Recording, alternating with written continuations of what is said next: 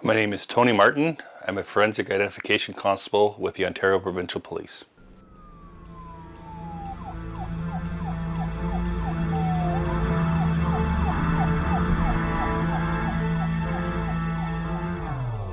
I graduated from high school and went to Sir Sanford Fleming College.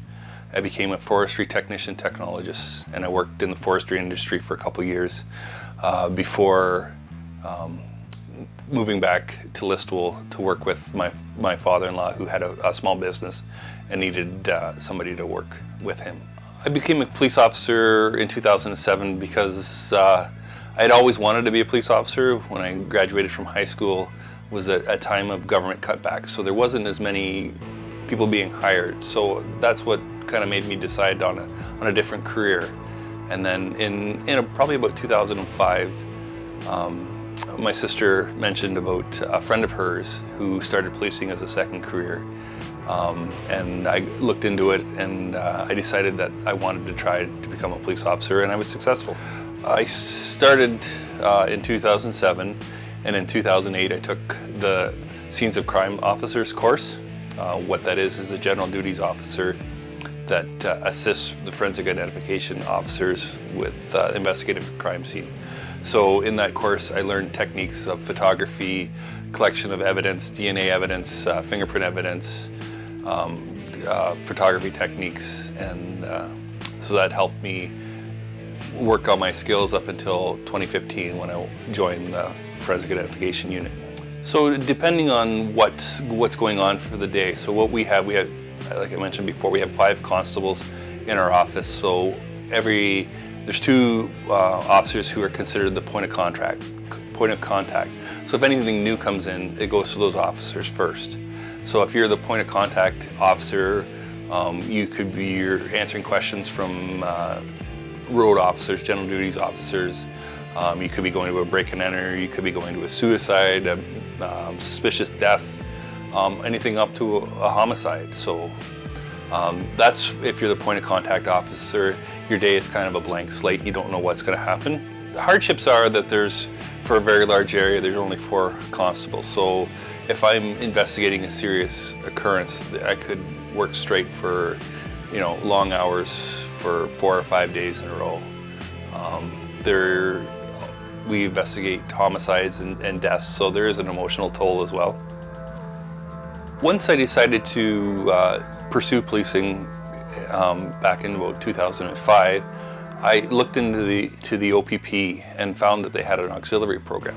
So the auxiliary program is a volunteer program that you do some police training as well as being able to do ride-alongs with regular duties officers. So in 2005, I applied and was accepted into the Huron County Auxiliary Program. Later that year, switched over to the Perth County Auxiliary Program. So there was two nights a month of training. So we learned firearms training, we learned use of force training, first aid training, and then we needed to complete 10 hours of general patrol duties with a regular officer.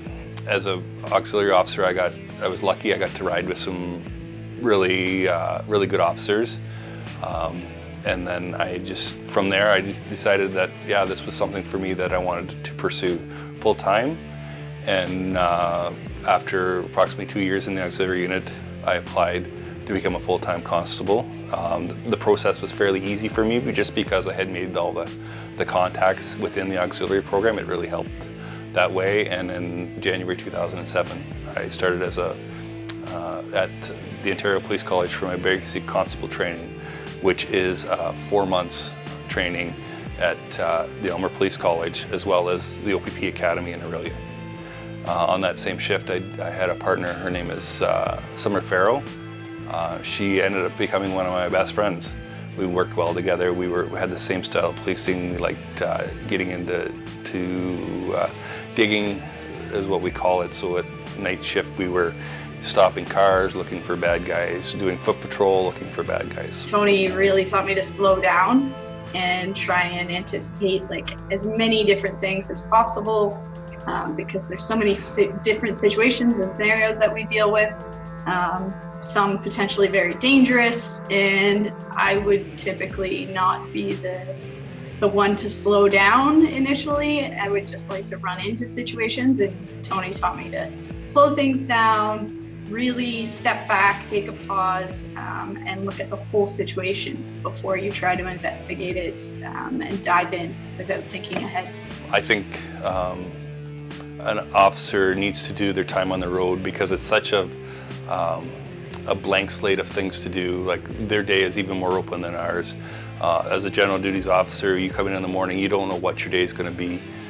You could be investigating a motor vehicle accident, you could be investigating a fraud, serious fraud, break and enter, an assault. All the investigative techniques that I utilize on a daily basis were all practiced and honed while I was on the road. Yeah, when you catch a bad guy, it's always a excitement.